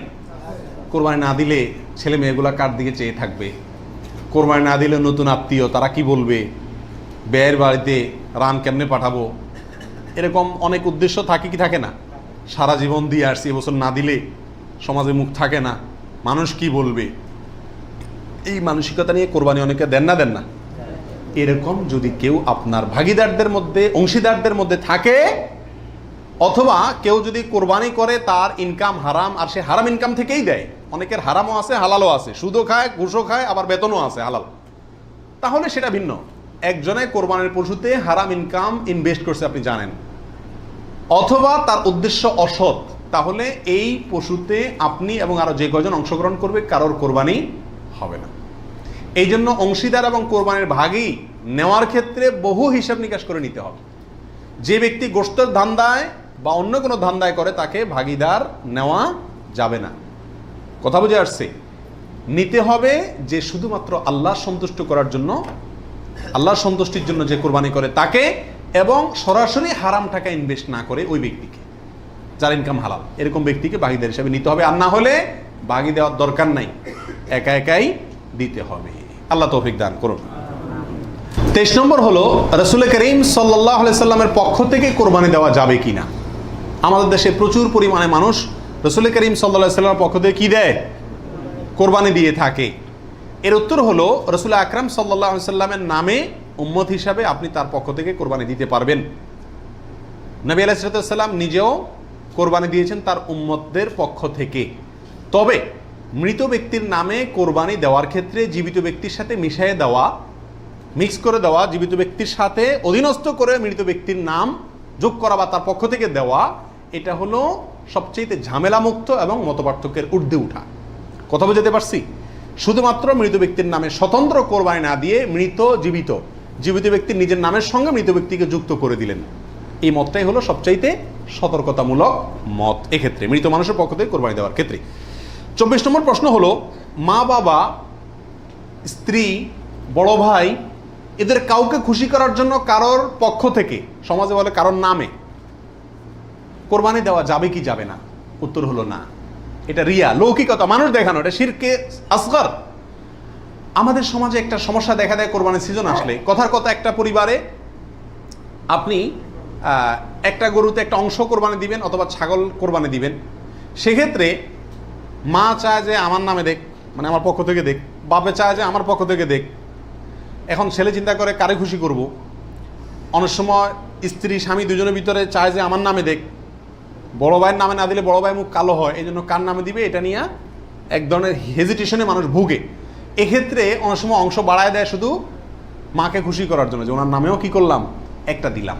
এটা এক ধরনের রিয়া বা লৌকিকতা। যদিও যদি সওয়াবের উদ্দেশ্যে থাকে যে উনি ভালো কাজ করতে চান, সেই হিসাবে ওনাকে আমি ভালো কাজে সহায়তা করলাম, তাহলে ভিন্ন কথা। কিন্তু সাধারণত এই চিন্তাটা খুব কমই থাকে। এই জন্য কাউকে খুশি করার টার্গেটটা কোরবানিতে থাকা উচিত না।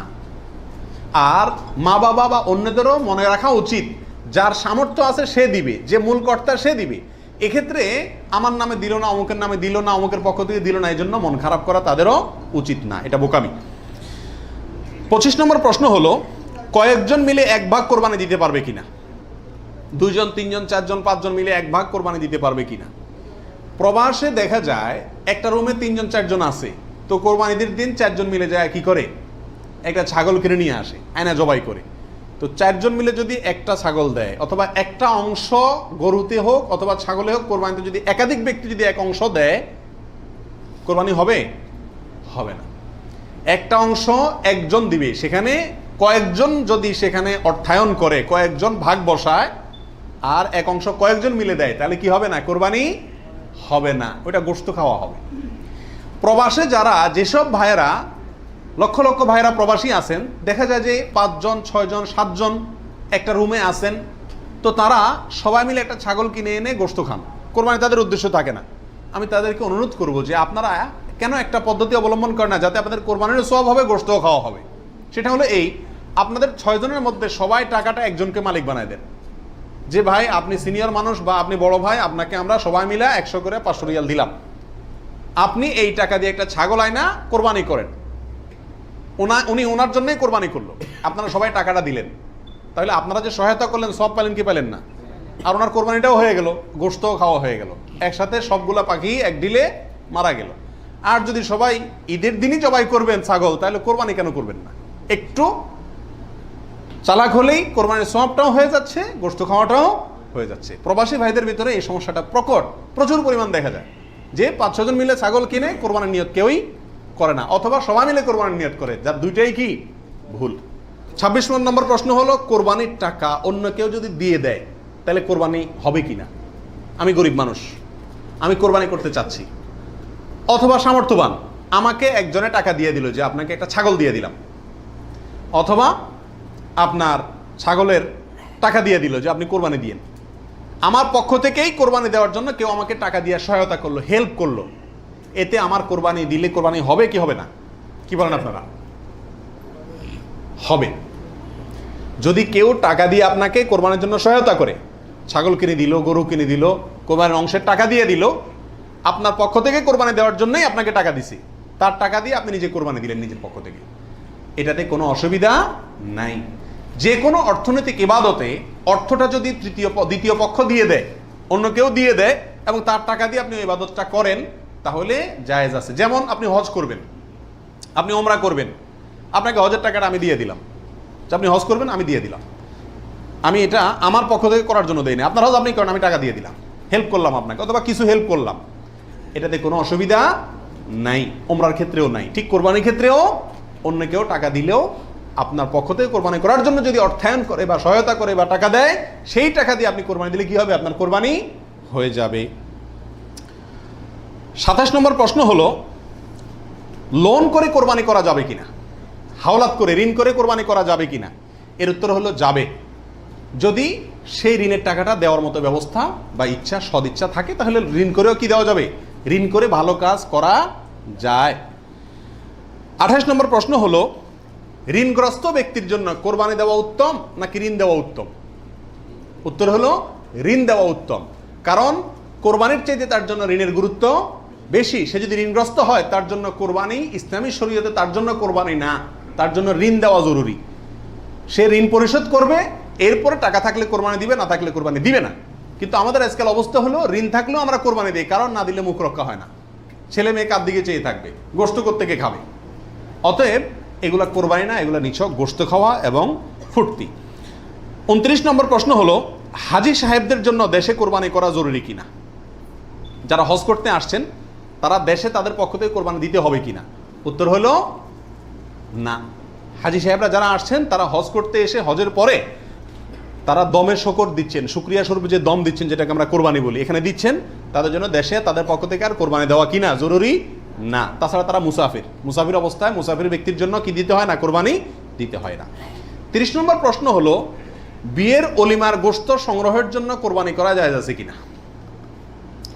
আমাদের দেশে উল্লেখযোগ্য সংখ্যক বিয়ে হয়ে থাকে কোরবানিদের পরে।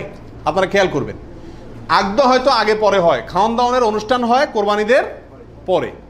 আল্লাহ মাফ করুক, কোরবানির সময় তো গরু একটা এমনি জবাই করা লাগে, তো ওই সময় যদি অলিমার অনুষ্ঠানটা বা বৌভাতের অনুষ্ঠানটা করা যায়, তাহলে তো ওই গোশত দিয়েই সারা যায়, গোশতের টাকাটা বেঁচে যায়। যদি কারোর এরকম উদ্দেশ্য থাকে, তাহলে সেক্ষেত্রে তার কোরবানি হবে না। আর যদি কেউ মনে করে যে না, ঈদের পরে সবাইকে পাইতে সুবিধা হয়, সেজন্য ওই টাইমটাতে করতেছি, অথবা আপনার কোরবানি করলাম, অলিমার জন্য আলাদা গরু জবাই করলাম, অথবা আপনার কোরবানির গোশত অলিমার জন্য করি না, আমি অলিমা করলেও একটা গরু দেই, অন্য বছর না থাকলেও একটা গরু আল্লাহর জন্য দেই, এরকম যদি কেউ থাকে, তাহলে তার জন্য জায়েজ আছে। আর তা না হলে এই কোরবানির গোশত দিয়ে অলিমা সারা, অনুষ্ঠান সারা, এটা যদি ওই উদ্দেশ্যে করে, তাহলে সেক্ষেত্রে এটা কোরবানি হবে না, বরং এটা এক ধরনের তামাশা হবে কোরবানির নামে। 32 নম্বর প্রশ্ন হলো, কোরবানির সুন্নাহ পদ্ধতি কি, কোন দিকে ফিরে জবাই করতে হবে? এর উত্তর হলো, কোরবানির সুন্নাহসম্মত পদ্ধতি হলো, পশুকে মাথা দক্ষিণ দিকে দিয়ে পাও কেবলামুখী করে তারপরে বিসমিল্লাহি আল্লাহু আকবার বলে কি করতে হবে? জবাই করতে হবে। জবাই করার ক্ষেত্রে সাধারণত পশুর কানকে গলার দিকে টেনে ধরলে যে জায়গায় এসে কান থামে, ওই জায়গা বরাবর যদি ছুরি চালানো হয়, তাহলে খুব দ্রুত পশুর জবাই হয়ে যায়, কষ্ট কম হয়, হাঁডি টাডির উপরে যায় না সাধারণত। বাকি এই জায়গাটা ধরে যেখানে হাড্ডি নেয় সেখানে ছুরি চালানো এবং পশ্চিম দিকে ফিরিয়ে দক্ষিণমুখী করে করা। যদি কেউ অন্য কোনো দিকে ফিরে করে ফেলে, তাহলেও তার কোরবানি হয়ে যাবে, কিন্তু এটা সুন্নাহর খেলাফ হলো। রাসূল আকরাম সাল্লাল্লাহু আলাইহি সাল্লাম থেকে এভাবে কোরবানি করাটাই প্রমাণিত আছে। 32 নম্বর প্রশ্ন হলো, কোরবানির ভাগিদারদের নাম জপা কোরবানির পরে এটা জরুরি কিনা? আপনারা দেখবেন, ভাগিদারে কোরবানি যদি দেয়, তাহলে লিস্ট লিখতে লিখতে অবস্থা খারাপ হয়ে যায়, এবং যিনি কোরবানির পশু জবাই করেন, ওই হুজুর নাম নিতে নিতে অবস্থা খারাপ। আল্লাহর নামে এতবার নেয় কিনা সন্দেহ, এতবার ওই ভাগিদারদের নাম নেয়, কারণ ভালো করে নাম নিলে টাকা পাওয়াও, কোরবানি জবাইয়ের টাকা পাওয়াও কঠিন হয়ে যাবে। তো এটা জরুরি কিনা? উত্তর হলো, এটা মুস্তাহাব। কোরবানি করার পরে আল্লাহুম্মা তাকাব্বালহু মিন ফুলান ফুলান ফুলান, আল্লাহ এটাকে অমুকের পক্ষ থেকে নাম ধরে তাদের পক্ষ থেকে কবুল করুন, এরকম বলাটা মুস্তাহাব, উত্তম। রাসূল আকরাম সাল্লাল্লাহু আলাইহি ওয়াসাল্লাম নিজেও বলেছেন, আল্লাহ এটা আমার পক্ষ থেকে কবুল করেন, এটা আমার উম্মতের পক্ষ থেকে কবুল করেন, আমার পরিবার, এটা আমার উম্মতের পক্ষ থেকে। তাহলে এভাবে সবাইয়ের পক্ষ থেকে কোরবানি, যে কয়জন দিচ্ছে তাদের পক্ষ থেকে কোরবানি হচ্ছে, এই কথাটা, এবং তাদের পক্ষ থেকে আল্লাহ কবুল করেন, এটা বলাটা উত্তম, মুস্তাহাব। কিন্তু কিনা কোনো কারণে যদি এটা কেউ বলতে ভুলেও যায়, নিয়ত যেহেতু আছে আল্লাহ জানেন, অতএব কি হয়ে যাবে? কোরবানি হয়ে যাবে। 33 নম্বর প্রশ্ন হলো, শ্বশুর বাড়ি থেকে কোরবানির পশু হাদিয়া নেওয়া জায়েজ আছে কিনা? জোরে সোরে এই কালচারটা ইদানিং ছড়াইতেছে, মানুষের টাকা পয়সাও হয়েছে, তো এই জন্য ওই মেয়ের বাপের বাড়ির পক্ষ থেকে ছেলের বাবার বাড়িতে গরু পাঠায়, ছাগল পাঠায়। আগে পাঠাইতো রান, কল্লা, গোশত। এখন গোশত, কল্লা আর রানে জামাইরাও খুশি না, আর বাপ মাও দিয়া সন্তুষ্ট না।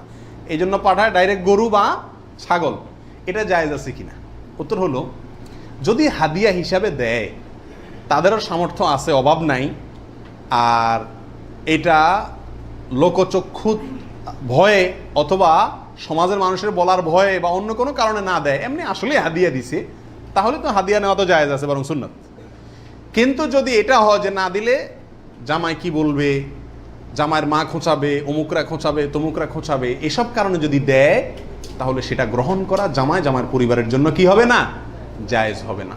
এবং এটা খুবই বাজে একটা কালচার। উচিত তো হলো জামাই বাবা জিয়ে শাশুড়ির জন্য, শ্বশুরবাড়ির জন্য গরু ছাগল পাঠানো, এটা হলো উচিত। কারণ তারা সারা জীবন এই মেয়েটাকে বড় করে লাখ লাখ টাকা ইনভেস্ট করে মানুষ করে আমাকে দিয়ে দিছে, আমি বছরে বছরে একবার করে তাদের একটা গরু ছাগল দিতে পারলে ভালো হয়।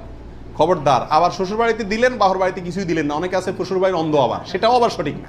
ব্যালেন্স রাখতে হবে। আল্লাহ তৌফিক দান করুন। 35 নম্বর প্রশ্ন হলো, বৈদ্যুতিক মেশিনে জবাই করা জায়েজ আছে কিনা?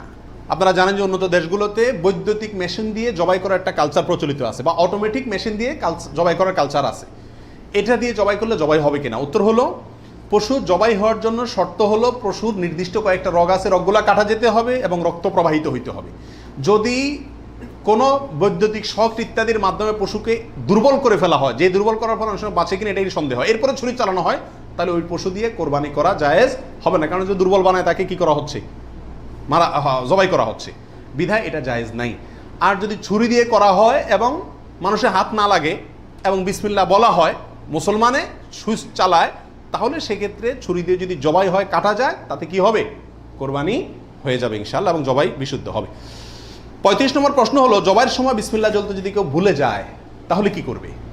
এর উত্তর হলো, নিজের পশু তো নিজে জবাই করা উত্তম।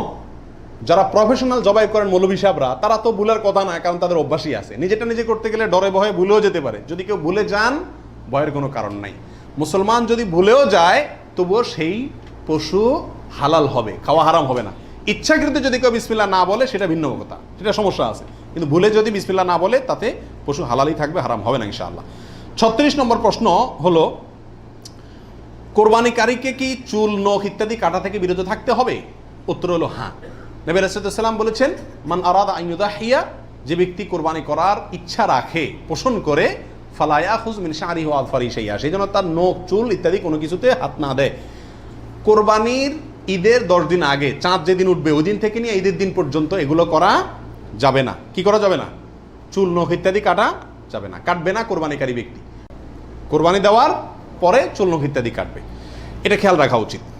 37 নম্বর প্রশ্ন হলো, কোরবানিকারী ব্যক্তি এই 10 দিন দাড়ি শেভ করতে পারবে কিনা? জটিল একটা প্রশ্ন। কোরবানি করবেন, বাকাওয়াতি করবেন, খুব ভালো কথা, জায়গায় এসে ধরা গেছেন, দাড়ি শেভ করতে পারবেন কিনা? উত্তর হলো না। দাড়ি তো কোরবানি করলেও শেভ করা যাবে না, না করলেও শেভ করা যাবে, এটা তো সর্বাবস্থায় চাঁচা হারাম। সেক্ষেত্রে কোরবানির এই সিজনগুলোতে এসে গুরুত্বটা আরো বাড়ে। একে তো এমনি হারাম, আবার কোরবানি করছেন, সেজন্য নবী সাল্লাল্লাহু আলাইহি ওয়াসাল্লাম বলছেন আপনি যেন না ধরেন, এগুলোতে হাত না দেন।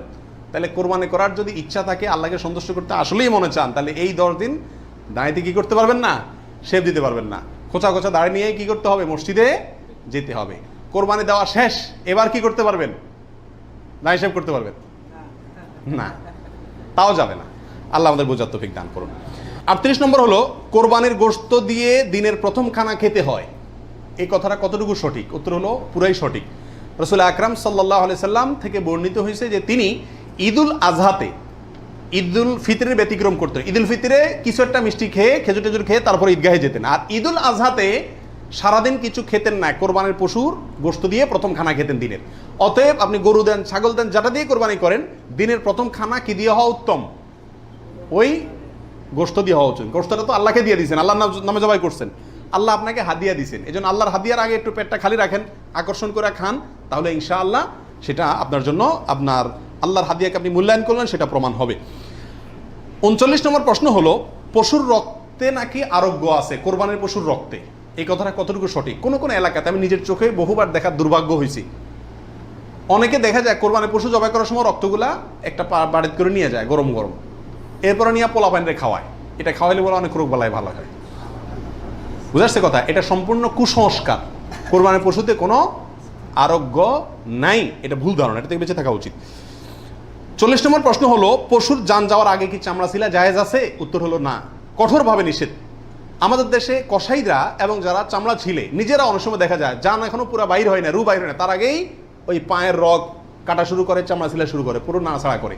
এটা জায়েজ নাই, এটা গুনাহের কাজ। আপনি কোরবানি করছেন ইবাদত, অথচ গুনাহ হচ্ছে সাথে।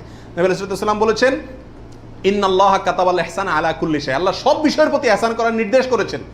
অতএব ফাইদা কাতালতুম ফাআহসিনুল কিতলাতা ওয়া ইযা যাবাহতুম ফাআহসিনুজ যাবিহাতা, তোমরা যখন কোনো পশুকে জবাই করবে তখন ওই পশুর প্রতি রহম করিও, ভালো করে ধারটা দিয়ে নিবেন। নবী সাল্লাল্লাহু আলাইহি ওয়াসাল্লাম বলছেন যাতে করে তার রূহ বের হইতে কষ্ট না হয়। সেখানে জীবিত অবস্থায় এখনো মরে নাই, আপনি চামড়া ছিলা শুরু করে দিলেন, এটা খুবই অন্যায় এবং জুলুম। কোনো পশু কষাই যদি করে তাকে থামাই দিবেন যে রূহ যেতে দাও, তারপরে হাত দাও। 41 নম্বর প্রশ্ন হলো কোরবানি আর আকিকা এই দুটো একসাথে দেওয়া যাবে কিনা, এটা কমন প্রশ্ন আমাদের সমাজে। এর উত্তর হলো অনেক উলামায়ে কেরামের মতে দেওয়া যাবে, ফতোয়া শামী ইত্যাদিতে তাই লেখা আছে যে দেওয়া যাবে কোরবানি আর আকিকা একসাথে একই গরুর মধ্যে। আর অনেক উলামায়ে কেরামের মধ্যে দেওয়া যাবে না। এর ভিতরে আপনার পাকিস্তানের খুব নামকরা মুফতি ছিলেন মুফতি রশিদ আহমদ রাহমাহুল্লাহ, আহসানুল ফতোয়ার লেখক।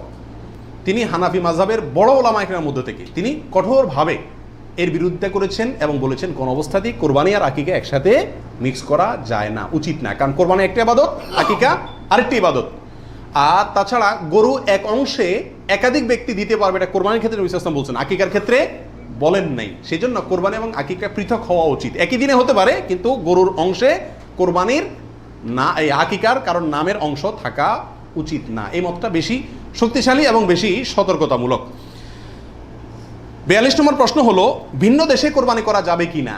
আপনি এই দেশে আছেন, আপনার কোরবানি দেশে আপনার পক্ষ থেকে হলো, এটা জায়েজ আছে কিনা? উত্তর হলো আছে। এটা কোনো কোনো ক্ষেত্রে উত্তম হয় যদি আপনার উদ্দেশ্য হয় এমন যে ওখানে আরো বেশি অভাবী মানুষ আছে, আমি তাদেরকে গোশত দেব। কিন্তু সবসময় এটা হওয়া উচিত না। প্রবাসীরা যেখানে আছেন সেখানেও কোরবানির কালচার চালু করা উচিত। আমার জানা মতে প্রবাসী যারা আছেন, লক্ষ লক্ষ প্রবাসী, সবাই কোরবানি দেওয়ার সামর্থ্য আছে। এদের 10% লোকও এখানে কোরবানি দেয় না। কারণ কোরবানি দিলে আমার গোশত খাবে কে? দান্দা হলো গোশতের দিকে। এটা সব যদি মনে করে তাহলে তো যেখানে থাকি সেখানেই দেওয়া উচিত। এটা হলো মূল বিধান। অন্য জায়গায় আপনি দিবেন যদি সেখানে দিলে বেশি সওয়াব হয়। অবশ্যই গ্রামে আমাদের দেশে গরিব বেশি, সেই হিসাবে সেখানে গোশত দিলাম, সেই নিয়তে দিলেন, ঠিক আছে। কিন্তু আপনি এই নিয়তে দেন যে আমি এখানে গোশত যদি কোরবানি দেই তাহলে গোশত সব হাতে বুতে খাইব, আমার পরিবারের লোকজন তো পাইব না। এই নিয়ত যদি হয় তাহলে সেটা কিন্তু অন্যায় এবং ভুল। 43 নম্বর প্রশ্ন হলো ভিন্ন দেশে কোরবানি করলে কোন সময়ের দিকে খেয়াল করে কোরবানি করবে? কথার কথা, আপনার কোরবানি দেশে হচ্ছে, তো এখানে যদি একদিন আগে পরে চাঁদ দেখা দেখি হয়, টাইম আগে পরে হয়, তাহলে কোন হিসাবে করবে? আপনার সময় না তাদের সময়? আপনার কোরবানি কিন্তু। এর উত্তর হলো যেই দেশে কোরবানি হচ্ছে, পশু যেখানে আছে সেখানকার সময় দেখে কি করতে হবে? কোরবানি করতে হবে। আপনার এখানে ঈদের নামাজ হয়েছে কি হয় না সেটা দেখা দেখির দরকার নাই। 44 নম্বর প্রশ্ন হলো কোনো কারণে কোরবানি করতে না পারলে, পশু কিনছেন কিন্তু কোরবানি করতে পারেন না, করবেন কি? উত্তর হলো যে পরবর্তীতে কি করে দিবেন? আপনি সদকা করে দিবেন। মৃত ব্যক্তির নামে কোরবানির বিধান কি? একটু আগে যেটা বললাম, অর্থাৎ শুধু মৃত ব্যক্তির নামে আলাদা কোরবানি দেওয়া যায়, অনেক উলামায়ে কেরাম বলেন। কিন্তু অনেক উলামায়ে কেরাম বলেন যারা মৃত ব্যক্তির সাথে জীবিত ব্যক্তির সাথে মৃত ব্যক্তিকে যোগ করে দেওয়া যাবে। আপনি একটা ছাগল দিলেন, বলেন যেটা আল্লাহ আমার এবং আমার মৃত বাবার পক্ষ থেকে, এভাবে করা যাবে। আর নবী আলাইহিস সালাম একটি ছাগল তার পুরো উম্মতের পক্ষ থেকে দিয়েছেন, জীবিত মৃত সবাই মোটামুটি এর ভিতরে শামিল। 45 নম্বর গেল। 46 নম্বর হলো কোরবানির পশুর চামড়ার বিধান কি? উত্তর হলো কোরবানির পশুর চামড়া এটা নিজে ব্যবহার করতে পারলে সেটা করা উচিত। চামড়া প্রসেস করে ব্যবহার করতে পারলে এটা করা উচিত। কোথাও কোথাও মানুষ খায়, যদি খাইতে পারেন চামড়া পরিষ্কার করে সেটাও আপনার জন্য ঠিক আছে। কিন্তু কোরবানির পশুর চামড়া বিক্রি করা হয় আমাদের দেশে বেশিরভাগ ক্ষেত্রে, এই কাজটা অনুত্তম কাজ, অনুচিত কাজ। কেন? কারণ কোরবানির গোশত এটাও বিক্রি করে আপনি টাকাটা দানে করে দিলেন, কিন্তু এটা উচিত না, বিক্রি করবেন না। আপনি হয় সরাসরি গোশত দিবেন, না নিজে খাবেন, দুটার একটা। বিধায় কোরবানির পশুকে আপনার কোনোভাবেই এটার কোনো অংশকে বিক্রি করে তারপর টাকাটা আপনি দানে করে দিলেন, কিন্তু বিক্রি করার দিকে না যাওয়াটাই উচিত। সরাসরি ওই জিনিসটা দান করলে সেটাই বেস্ট। 47 নম্বর প্রশ্ন হলো কোরবানির পশুর কোনো অংশ বিক্রি করা জায়েজ আছে কিনা? চামড়ার ক্ষেত্রে এই কথা চলে আসছে অনেকাংশে, তাও পৃথক করে বলতে হয় যে না, কোরবানির পশুর গোশত, হাড্ডি, বুড়ি কোনো কিছু বিক্রি করা যিনি কোরবানি করছেন তার জন্য জায়েজ নাই, উচিত নাই। তবে যাকে আপনি দান করছেন গরিব মানুষ, সে যদি নিয়ে আবার বিক্রি করে দেয় তার জন্য কি আছে? জায়েজ আছে। কোরবানির পশুর চর্বি অথবা হাড্ডি এগুলো বিক্রি করার একটা প্রথা আছে আমাদের দেশে, এটা করা যাবে না। কোরবানির ঈদের আমি খেয়াল করছি ভ্যানালারা বাইর হয়, অতিরিক্ত চর্বিগুলো আছে এগুলো কেজি দরে কিনে, হাড্ডি কিনে এগুলোকে বিভিন্ন কাজে ব্যবহার করা হয়। তো আমাদের জন্য এগুলো বিক্রি করে নিজে খাওয়ার তো প্রশ্নই ওঠে না। যদি বিক্রি করেই ফেলেন তাহলে এটা দান করে দিতে হবে গরিবকে। আর বিক্রি না করে ওটা হয় এমনি আল্লাহর রাস্তায় কাউকে দিয়ে দিবেন, আর না হলে নিজে খাবেন, ব্যবহার করবেন, বিক্রি করবেন না। 48 নম্বর প্রশ্ন হলো কোরবানির গোশত কিভাবে বন্টন করবেন, কয় ভাগ করবেন? এর উত্তর হলো কোরবানির পশু 3 ভাগে বন্টন করা ওলামা ইকরাম মুস্তাহাব বলেছেন, কিন্তু কোনো হাদিসে এর ক্ষেত্রে আলাদা করে এভাবে নির্দেশ করা হয় যে 3 ভাগে করতে হবে। আল্লাহ কোরআনে বলছেন যে ফাকুলু মিনহু, তোমরা কোরবানির পশু থেকে নিজেরা খাও, ওয়া আতইমু আল কানিআ ওয়াল মুতাররা, ধনী গরিব সবাইকে দাও। তাহলে ধনী গরিব 2 ভাগকে দাও, আবার নিজে খাও, 3টাই হয়ে গেল এখানে। আয়াত থেকে 3 ভাগ মোটামুটি ভাবে ইঙ্গিতে বোঝা যাচ্ছে, কিন্তু এটা কোনো জরুরি কিছু না। আর সহিহ মুসলিম হাদিসে আছে নবী সাল্লাল্লাহু আলাইহি ওয়াসাল্লাম বলেছেন তোমরা নিজেরা খাও, আবার রেখেও দাও, আবার দানও করো, অর্থাৎ 3টা করা যাবে। আবার সহিহ মুসলিমের আরেক বর্ণনায় আসছে তোমরা খাও এবং মানুষকে খাওয়াও। তাহলে বোঝা গেল নিজে খাওয়া, অন্যকে দান করা সবগুলাই উত্তম এই কোরবানির গোশতের ক্ষেত্রে। 49 নম্বর প্রশ্ন হলো সমাজের ভাগ বলে একটা ভাগ প্রচলিত, যেটা জায়েজ আছে কিনা। অনেক এলাকাতে কোরবানি করার পরে সমাজের ভাগ উঠায় নেয় জোর করে, বা বলা ছাড়া, জোর করা লাগে না, এমনি সবাই দেয়। এটা জায়েজ আছে কিনা? উত্তর হলো এটা উচিত না, এটা অন্যায়। কেন? কারণ আমরা 5 জন মিলে একটা গরুতে অংশগ্রহণ করলাম, দিলাম, এখন সমাজে 1 ভাগ নিয়ে তাদের মতো গরিবকেই দিল তারা, কিন্তু আমার হয়তো অন্য গরিব আছে আত্মীয় স্বজন, আমি তাদেরকে দেবো, কিন্তু তারা তো তাদের মতো দিচ্ছে। এটা উচিত না। আমার গোশতটা আমি কি করবো না করবো সম্পূর্ণ আমাকে স্বাধীনতা দিয়েছে ইসলাম, বিধায় সেখানে এরকম অঘোষিতভাবে চাঁদাবাজি বা হয়তো অনেকে সন্তুষ্ট হয়ে দেয়, কিন্তু কারোর মনে অসন্তুষ্ট থাকতে পারে। যদি থাকে তাহলে এটা জটিলতা দেখা দিবে। এই জন্য কি হবে না, এটা উচিত হবে না, যার যারটা তাকে ভাগ করতে দেওয়া উচিত এবং উত্তম। 50 নম্বর প্রশ্ন হলো কোরবানির পশু অমুসলিমকে দেওয়া যাবে কিনা। উত্তর হলো কোরবানির গোশত অমুসলিমকে খাওয়ানো যাবে, অসুবিধা নেই, শরীয়তে কোথাও নিষেধাজ্ঞা নাই, অমুসলিমকেও খাওয়ানো যাবে। 51 নম্বর প্রশ্ন হলো কোরবানির গোশত 3 দিনে বেশি রাখা জায়েজ আছে কিনা।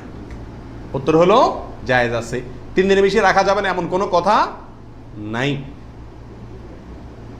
52 নম্বর প্রশ্ন হলো কোরবানির গোশত শুকায় রাখা জায়েজ আছে কিনা। যে এলাকায় ফ্রিজ নাই তারা শুকায় রাখতে পারবে কিনা। অনেকে বলেন আমাদের দেশে যে কোরবানির গোশত কি কারণ যায় না, শুটকি বানানো যায় না, এতে গরুর কষ্ট হয়, পশুর কষ্ট হয় বা গুনাহ হয়। এগুলা মন গড়া কথাবার্তা, এটা সঠিক নয়। বরং যে কোনোভাবে আপনি চাইলে কি করতে পারবেন, গোশত রাখতে পারবেন। আল্লাহ সুবহানাহু ওয়া তাআলা আমাদের সবাইকে বিশুদ্ধ রূপে সঠিকভাবে কোরবানি করার তৌফিক দান করুন। জাযাকুমুল্লাহ ওয়া আখিরু দাওয়ানা আলহামদুলিল্লাহ।